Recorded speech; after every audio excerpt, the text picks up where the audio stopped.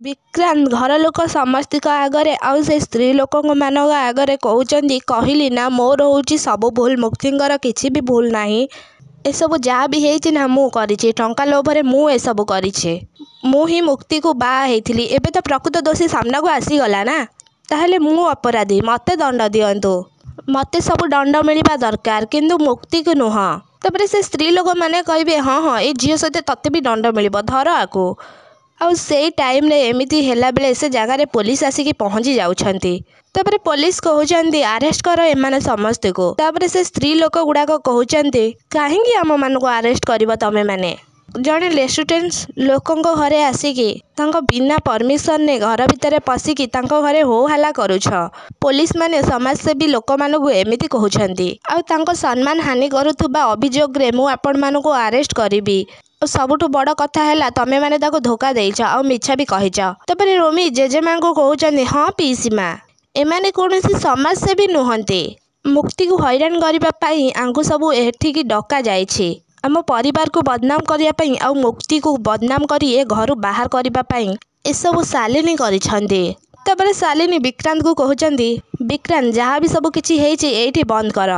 ତମର କାହାକୁ କିଛି ବି କହିବା ଦରକାର ନାହିଁ। ତାପରେ ବିକ୍ରାନ୍ତ ଶାଲିନୀଙ୍କୁ କହୁଛନ୍ତି, ଚୁପ୍ କର ଶାଲିନୀ, ସତ ଯେହେତୁ ସାମ୍ନାକୁ ଆସିସାରିଛି ଏବେ ସବୁ ସତ ସାମ୍ନାକୁ ଆସିବା ଦରକାର। ତାପରେ ରୋମି ଶାଲିନୀକୁ କହୁଛନ୍ତି, ଓଡ଼ିଆରେ ଗୋଟେ କଥା ଅଛି, ଯେପା ଯେ ପରମନ୍ଦ ତାମ୍ବନ୍ଦ ପାଞ୍ଝନ୍ତି ଗୋବିନ୍ଦ। ଅନ୍ୟ ଉପରେ କାଦୁଅ ପକାଇବା ପୂର୍ବରୁ ଥରେ ଭାବିବା ଦରକାର ଥିଲା, ପ୍ରଥମେ ସେ ଚିଠାଟା ତମକୁ ଆସିବ କି ନାହିଁ। ତମର ଯଦି ତମ ଇଜ୍ଜତକୁ ଏତେ ପ୍ରେମ ଥିଲା ତାହେଲେ ସେମାନଙ୍କୁ ଫୋନ୍ କରିକି ଏଠିକି ଡାକୁଥିଲ କ'ଣ ପାଇଁ? ତାପରେ ଧନ କହୁଛନ୍ତି ରୋମିକୁ, କ'ଣ ଏମାନଙ୍କୁ ଏଠି ଶାଲିନୀ ଡାକିଥିଲା? ତାପରେ ରୋମି କହୁଛନ୍ତି, ହଁ ହଁ ଏ ଶାଲିନୀ ହିଁ ମୁକ୍ତିକୁ ବଦନାମ କରିବା ପାଇଁ ଏମାନଙ୍କୁ ସବୁ ଡାକିଥିଲା। ତାପରେ ଜେଜେମା ଶାଲିନୀକୁ କହୁଛନ୍ତି, ଶାଲିନୀ ତୋ ମୁହଁକୁ ଟିକେ ଲାଜ ନାହିଁ ଶେଷରେ ତୁ।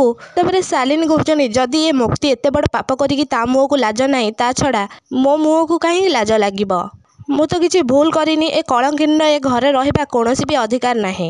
ସେଥିପାଇଁ ତାକୁ ମୁଁ ଏଠୁ ବାହାର କରିବାକୁ ଚାହୁଁଥିଲି। ଗୋଟେ ଚରିତ୍ରହୀନା ଏ ଘରେ ରହିପାରିବନି। ତାପରେ ଧନଶ୍ରୀ ଶାଲିନୀକୁ କହୁଛନ୍ତି, ଶାଲିନୀକୁ ଚାପୁଡ଼ା ମାରୁଛନ୍ତି। ଆଉ ତାପରେ ଶାଲିନୀକୁ କହୁଛନ୍ତି, ସେ ହେଉଛି ଏ ଘରର ବଡ଼ ବୋହୂ ଆଉ ତୋର ବଡ଼ ଯା, ତାକୁ ସମ୍ମାନ ଦେବା ତୁ ଜରୁରୀ ଭାବୁନୁ ନା? ଏଇଟା ବି କ'ଣ ତତେ ସବୁ କିଛି ଶିଖେଇବାକୁ ପଡ଼ିବ? ଯିଏ ଆମ ଘରର ଇଜ୍ଜତ ଆଉ ସମ୍ମାନକୁ ବଞ୍ଚେଇଛି ନା, ଇଏ ହେଉଛି ଏ ଘରର ପ୍ରକୃତ ବୋହୂ। ହେଲେ ତୁ ତ ପୁରା ଓଲଟା।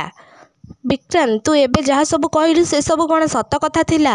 କ'ଣ ମୁକ୍ତି ସହିତ ତୋର ଆଗରୁ ଦେଖା ହେଇଥିଲା? କ'ଣ ତା ସହିତ ଯାହା ବି ସବୁ କିଛି ହେଇଛି ସେସବୁ ପାଇଁ ତମେ ଦୁଇ ଜଣ ଦାୟୀ? ତାପରେ ବିକ୍ରାନ୍ତ ଧନଶ୍ରୀକୁ କହୁଛନ୍ତି, ହଁ। ତାପରେ ବିକ୍ରାନ୍ତ ସବୁ କିଛି ସତ କଥା ଘର ଲୋକଙ୍କୁ କହୁଛନ୍ତି। ମୁଁ ବହୁତ ବଡ଼ ପାପ କରିଛି, ଯେଉଁ ପାପର କ୍ଷମା ନାହିଁ। ମୋତେ ଏବେ ଯାହା ଦଣ୍ଡ ଦେବା କଥା ଦିଅ, ମୁଁ ସେସବୁକୁ ସବୁ କିଛି ସହିଯିବି। ଭାଇ ଆଇ ଆମ୍ ସରି। ମୁଁ ତୋ ବାହାଘର ଦିନ ମୁକ୍ତି ଜାଣିଲେ ଯେ ମୁଁ ହେଉଛି ତୋ ସାନ ଭାଇ, ଆଉ ସେଇ କଥା ସେ ନ ସହିପାରି ବାହାଘରରୁ ଅଧାରୁ ଛାଡ଼ିକି ଚାଲିଗଲେ। ପ୍ରକୃତ କଥା ହେଲା ସିଏ ଘରର ଇଜ୍ଜତ ବଞ୍ଚାଇବା ପାଇଁ, ଗୋଟେ ଭାଇକୁ ଗୋଟେ ଭାଇ ଆଗରେ ଛୋଟ ନ କରିବା ପାଇଁ ସେ ଏମିତି ଗୋଟେ ଷ୍ଟେପ୍ ନେଇଥିଲେ।